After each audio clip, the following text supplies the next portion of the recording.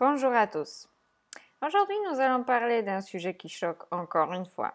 La plus grande carence mondiale que tout le monde ou presque en souffre. Vous savez ce que c'est?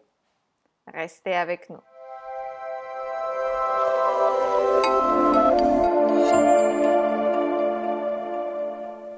Aujourd'hui, avec Carolina, nutritionniste et expert en alimentation vivante, je vous enseigne plein de belles choses et je forme les futurs thérapeutes qui savent soigner, résoudre les problèmes de santé par la nutrition, par le conseil nutritionnel. Si vous souhaitez devenir expert en nutrition, n'hésitez pas à prendre le rendez-vous pour discuter gratuitement de la formation. Nous allons voir si c'est quelque chose qui vous correspond et si vous et votre profil vous nous correspondez également. Nous recherchons des gens très engagés. Alors aujourd'hui, nous allons parler de B12, zinc, protéines, fer, ou peut-être calcium. Rien de tout ça. Vous notez en bas dans les commentaires c'était quoi votre pensée? J'en suis sûre que vous n'avez aucune idée. Et puisque on prend conscience de tout ça que maintenant dans la nutrition, les dernières années. Alors c'est une carence en fibres. Oui, et ce n'est pas les fibres supplémentaires, c'est de la vraie fibre des aliments bruts, végétaux, entiers.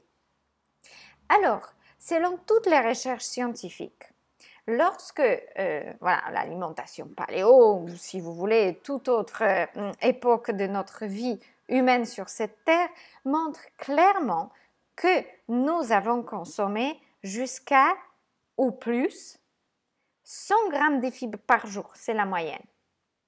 Et le minimum 50 grammes de fibres par jour. Alors, je peux vous dire, consommer 100 grammes de fibres par jour, il faut manger beaucoup et énormément de végétaux. Il y a très peu de place pour les produits animaux dépourvus de fibres. Tous les produits animaux ne contiennent aucune fibre.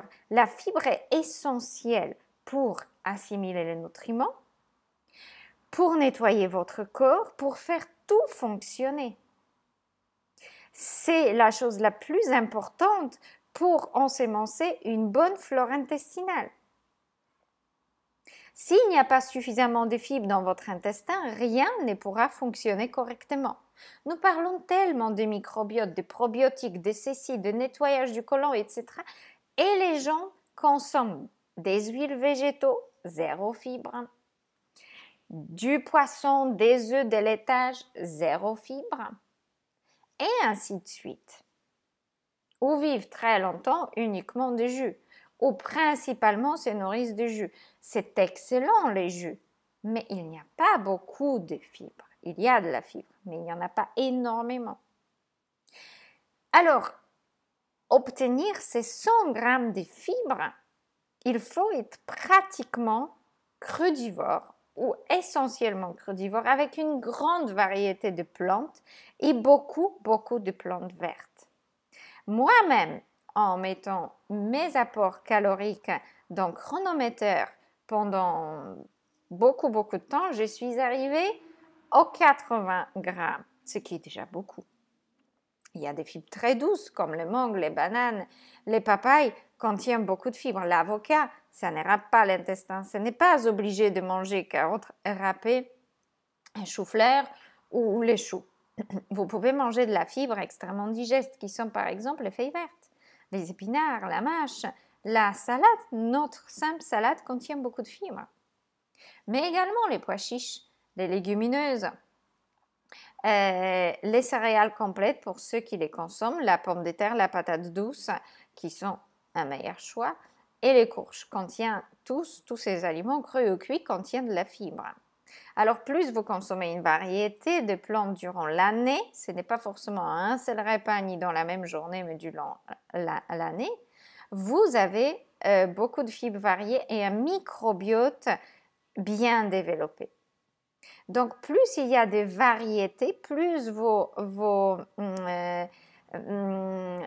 bactéries intestinaux s'ajustent à une grande variété de plantes et se développent. Il y a des subtilités, donc ça veut dire que certaines bactéries préfèrent les choux, les autres préfèrent les haricots verts, les autres encore des champignons. Champignons a beaucoup de fibres. Des choux de Bruxelles, etc. Il y a une grande biodiversité par rapport à ce que nous consommons. Ce qui ne veut pas dire que les monodiètes ou une alimentation très simple n'est pas adaptée. Mais lorsqu'on consomme une grande biodiversité de plantes, par exemple, aujourd'hui vous mangez un peu de roquette, demain vous allez consommer plutôt les épinards avec la mâche, du persil, de la coriandre, un autre jour ça sera du basilic, une fois vous consommez des grosses tomates rondes, après allongées, après tomates cerises, après les violettes, après les tomates anciennes, et ainsi de suite. Chacune de ces plantes apporte d'autres fibres, stimule d'autres bactéries et développe la flore intestinale de plus en plus large et variée. Lorsque votre alimentation est brute et végétale, vous pouvez faire énormément de choses à ces niveaux-là. Évidemment, lorsqu'on est crudivore, on n'a pas un choix plus restreint parce que nous pouvons beaucoup plus diversifier les plantes vertes, les fruits, les légumes de toutes sortes que nous consommons crus, mais également les graines germées par exemple. Je ne conseille pas manger énormément d'oléagineux, mais un tout petit peu de graines de lin, graines de chanvre, graines de chia, noix, noisettes et autres en minuscules quantités par jour, c'est vraiment des condiments sur ce que vous mangez, sont OK. Hein, et apportent aussi beaucoup de fibres et beaucoup de richesses nutritionnelles. Voilà, j'espère que cette vidéo vous fera réfléchir. La plupart de population mondiale, je dirais 95, si pas 98%, sont déficientes en fibres. Notre alimentation est trop pauvre en fibres. Amusez-vous, allez-y sur chronometer.com avec CRO. Hein, si vous maîtrisez anglais. Sinon, trouvez une autre application qui peut calculer les calories et les fibres. Vous allez voir là-bas que lorsque vous rentrez toutes vos données en toute honnêteté journalière, vous allez voir ce qui vous apporte, ce qui ne vous apporte pas des fibres, ce qui est la base du vivant végétal de l'homme. Si notre corps n'a pas de fibres, il ne fonctionne pas correctement. Oui, l'alimentation paléo-cétogénique et autres, qui ne sont pas extrêmement riches en plantes végétales, ne sont pas du tout optimales. Consommation de laitage, des œufs, de la viande et des huiles nous n'apportent pas de fibres, alors aucun élément essentiel associé à la fibre au corps humain. Et les études le démontrent très clairement. Si vous voulez aller plus loin, lisez le livre Fiber Fueled de Dr. Bulsiewicz. Très intéressant à ces niveaux-là.